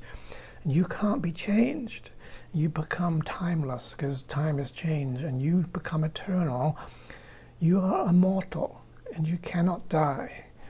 So you are now in a place that is just surrounded with safety, surrounded with peace, because you can't be attacked. There's no invasion. There's no invaders. Your whole sense of who and what I am becomes peaceful only because your identity has identified with where the peace is, and this has moved you into heaven. Your truth, what is true, what do I believe is true and real, has attached itself, identified itself with, associated with the things of God only, and has weeded out everything of hell and all the ego and the body and everything of space-time and all death, and has accepted only life. So now you are this powerful ruler of the universe that is co-creator and causal and can never die and can't be hurt. And whatever you will happens, and whatever you want to create occurs. You are now the giver of life. You are now healed. Your mind has been restored to purely constructive functioning. You are now resuming your function of creation. You are life itself. So wherever you are the giver of life, the extender of life. You shed life everywhere you go. You literally cause living beings to appear out of nowhere as your creations. in reality of heaven by giving life. This is a course in life and not death. So if you're getting close to that and you're tuning into that and you're identifying with God and holiness and innocence and truth and love and sharing and oneness and openness and honesty, sanity, recognition, all the good stuff, all that's good, becoming kind of saintly, then you're now basically, if you're still in the world, you're going to be a teacher of God. You're going to be a raiser of the dead. You're going to be a miracle worker because you can override death. You now know that you are life. You can give yourself. You can extend God's power even in the world. Myself is ruler of the universe. It is I who rule my destiny.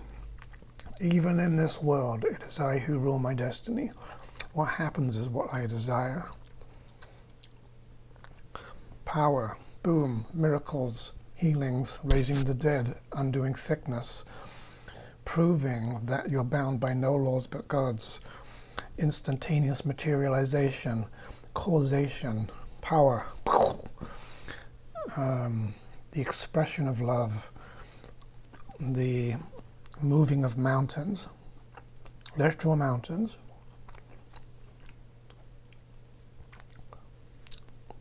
causal, cause and cause and not effect.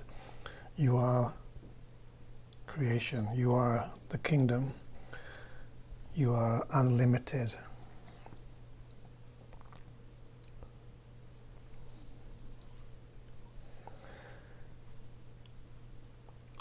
You're just returning to the knowledge of who and what you are.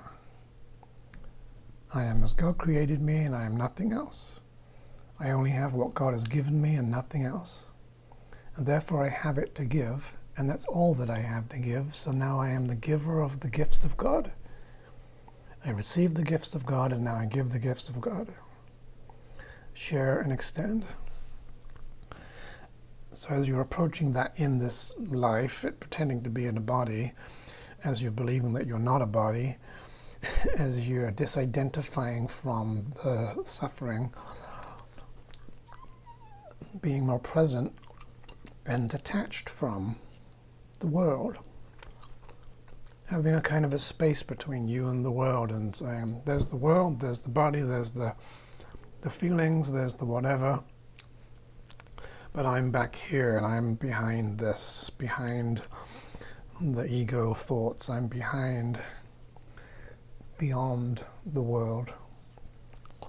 You can perform miracles now because you are in touch with your soul, in touch with your power, in touch with your mind. You're whole. You've aligned yourself with your will. You've made your mind undivided, and now you can do anything. You can walk on the water. You can multiply the food. You can heal the sick. You can give sight to the blind. You can do whatever the heck you want. You can use miracles as teaching devices. You can alleviate suffering. You can use them to prove to people that this world can't be real. See, now the purpose of you getting out of hell and detaching from insanity and hell and bullshit and realigning yourself with the truth, you now can use these hell things for that purpose for other people. So now you can do things to change illusions, dreams, physical objects, bodies, whatever, as a device that demonstrates their falseness. So this is why Jesus did various things, because it demonstrated to people a teaching. It showed, like in the resurrection, making another body appear to literally show everybody, hey, you thought you killed the body, but you didn't. The body's not who I am, and what I am cannot die. So you can't be a body, can you? And bodies can't be the truth, can they? And sickness can't be real, can it? because here I am showing you the proof and the evidence that I've been resurrected, and you can see it for yourself, and that teaches people.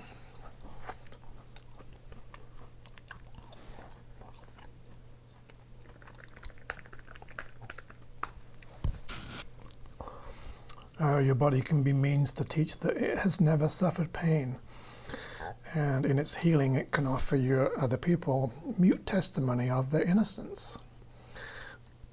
It is this testimony that can speak with a power greater than 1,000 tongues. For here is his forgiveness proven to him, and a miracle can offer nothing less to him than it has given to you. So your miracles in the world now can do for your brother what you did for yourself, or the Holy Spirit did with you,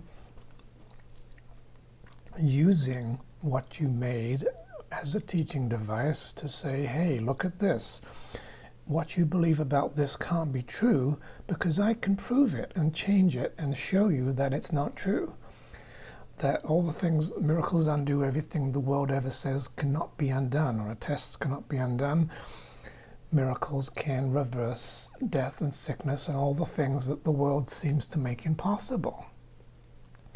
So now you can use those miracles to show people that the things that they think is impossible isn't true, thereby educating them and showing them a way out of hell. This is the proper purpose of miracles. It's not that, oh, the world doesn't exist, so what's the point in doing miracles? The body's a dream, why bother healing it and all this shite? It's that you're supposed to use the shit that you made for another better purpose, and now you can actually use the body to prove other people's innocence. You can actually use healing of the body to demonstrate that your brother has not attacked you, and that he must therefore be sinless.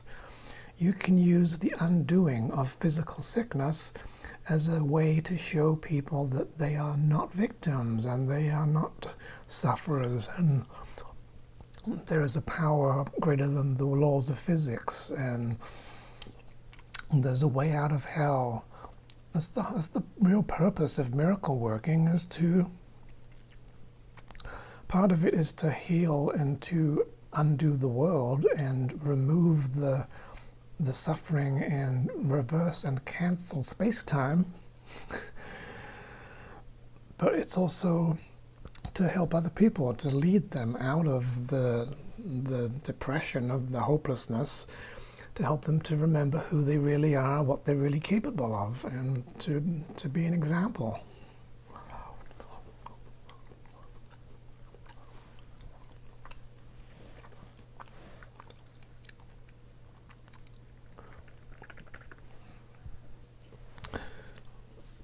My true identity abides in you, God. My identity is distinct and separate from the stuff that I'm identifying with. But if I identify with bullshit illusions, bodies and dreams, I will lose track of that fact and believe that I am these things and become one with them.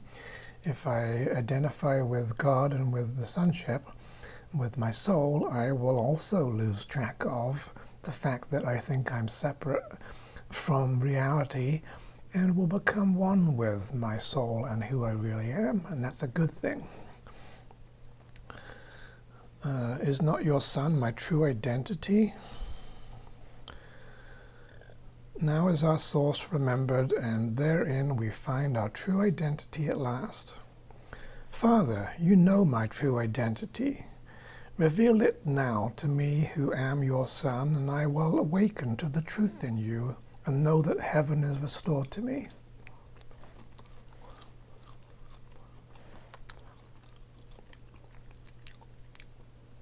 Your altar stands serene and undefiled. It is the holy altar to myself, and there I find my true identity. In you, not in the world.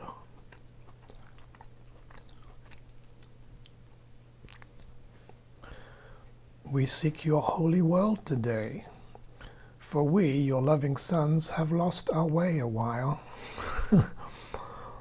We've listened to your voice, Holy Spirit, and learned exactly what to do to be restored to heaven and to our true identity. My true identity is so secure, so lofty, sinless, glorious, and great, wholly beneficent and free from guilt, that heaven looks upon it to give it light. It lights the world as well. It is the gift that my Father gave me, and the one as well that I give the world. There is no gift but this that can either be given or received. This is reality, and only this. This is illusion's end. It is the truth. This is encapsulating everything I just said in amazing words. My true identity is so secure, lofty, sinless, glorious, and great, wholly beneficent and free from guilt, that even heaven looks at it to give it light. You shed light everywhere. And it lights the world as well. It doesn't avoid the world. As a teacher of God and as a physician of the Lord and as a healer, an instrument of healing, as a resurrector, miracle worker, you light the world as well, and you give only the gifts that your Father has given you. You accept that you only have what God has given you. You are only what God has said that you are. You are nothing else, and you have nothing else, and you must deny all of it. How simple is salvation? You are entitled to miracles because of what you are. You will receive miracles because of what God is, and you will offer miracles because you are one with God. You must offer miracles in this world. How simple is salvation? It is merely a statement of your true identity. It is this that we will celebrate today. Lesson 77. I am entitled to miracles. The atonement, salvation, true perception, vision, miracle-mindedness, right-mindedness, etc., is a statement of your true identity. It's knowing who the fuck you are. What are you really? What are you really identified with in God? What were you created to be? The rejection of what is not true of you. The rejection of everything that is false. The rejection of the world. The rejection of space-time. The rejection of bodies. The rejection of sin and death. The rejection of guilt and fear. The rejection of all suffering, so that you can never suffer ever again. We sing the song of thankfulness today in honor of the self which God has willed to be our true identity in Him.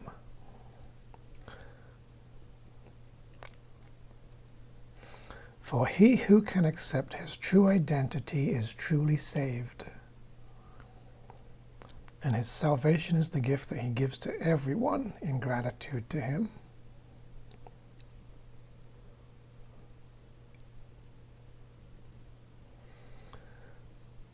So you have a real self. God created your soul. Souls are real and they're in A Course in Miracles.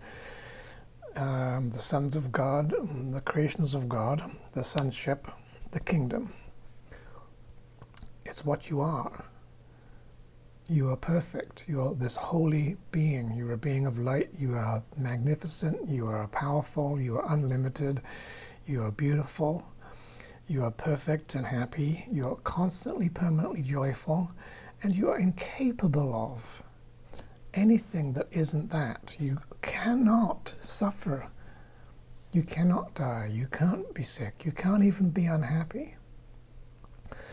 So in order to be true to yourself, which will locate you in heaven and make your whole experience heavenly, which returns you to your true home and your rightful inheritance, which gives you everything you could ever want that is true and real and meaningful to you, and restores your true function, and it reestablishes you as a co-creator. You have to purify yourself of everything that is not of God. Everything that isn't a part of heaven, you must exhume it and get it the fuck out and away from yourself. It cannot be accepted as a part of you, or as a part of your experience, or as something that you're feeling. You're not supposed to be having ego feelings. You're not supposed to have fear. You're not supposed to be guilty. You're not supposed to be angry. You're only supposed to be happy. God's will for me is perfect happiness, permanent happiness. Happiness must be a constant state. Only happy all the time is what God wills for you. And that is the nature of your real self. So you've got to find a way to embrace that and reject the opposite. Deny the world, deny the body, deny space and time, deny all illusions, deny everything that is false. Recognize its falseness without pretending that it isn't false. Realize the world isn't real without pretending that it has reality. Take all the value away and give it to God. Take all the truth and give it back to your real self. Take all the reality and give it to the kingdom. Take all of the sense of permanence and give it to God. Take every single attribute that you have misplaced and confused with things that are false, including death. Give it back to God. Let God be the truth and the only truth. There's nothing else is true. Only the truth is true. Let the false stuff be false. Let the world be dead. The world is death. Stop trying to turn it into a fucking oasis of heaven. Use it for a higher purpose, but the long-term goal is to undo it because it's false. You must recognize the world is nothing. Earth is not important. Earth is nothing. It is an illusion of a world that doesn't exist.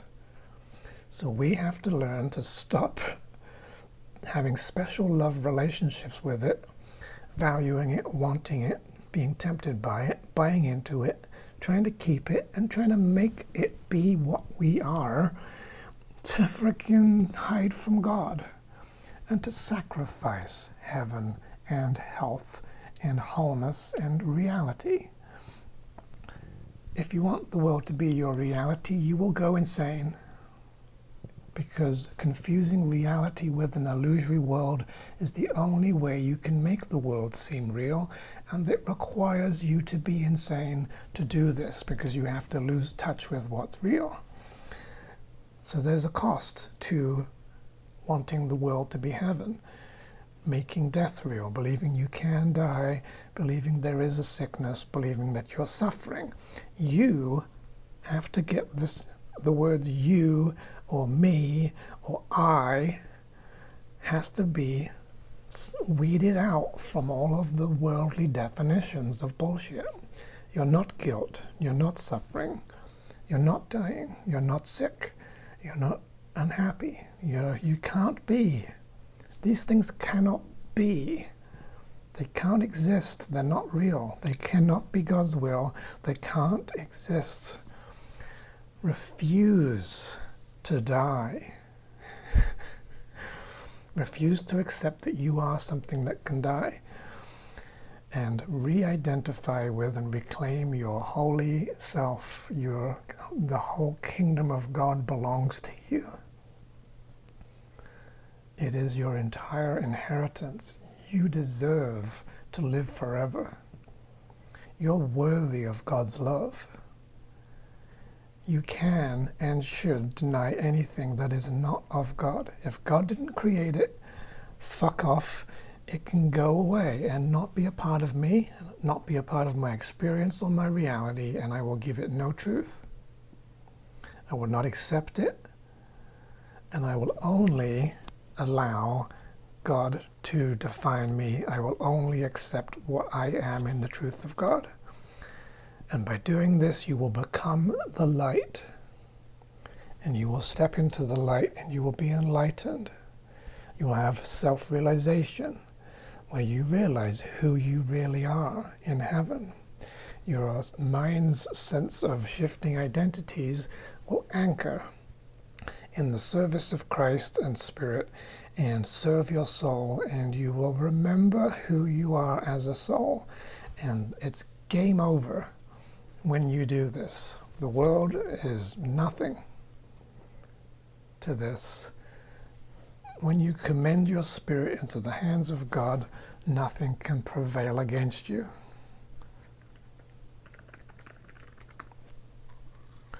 Nothing can prevail against the Son of God who commends his spirit into the hands of his Father. By doing this, the mind awakens from its sleep, and the soul remembers its Creator. All sense of separation disappears, and level confusion vanishes. The Son of God is part of the Holy Trinity, and the Trinity itself is one. This single purpose creates perfect integration and establishes the reign of the peace of God. If you want the peace of God, you've got to want to be who you really are. This is the whole entire course. Know yourself. Who are you? What are you? Where are you? What are you identifying with? What is yourself? What is your identity? Where is your soul? Where is the true, real you that you've forgotten about? Who are you really? Where are you really located? What surrounds you in the place that you are really located? What can that real place contain that you can really experience? It is only that which is of God, because you are of God. Anything not of God must be denied. That's the way home. It's the way back to the place you never left. That is the spiritual awakening. Be true to who you really are as created by God. Do not accept the world. Do not accept the body. Do not accept sickness and suffering. Do not allow sickness and suffering. This course says, do not allow your brother to be sick. Heal the sick and raise the dead and be a miracle worker and then go home. Perfect, permanent happiness, immortality, freedom from suffering, and endless life. That's what you deserve.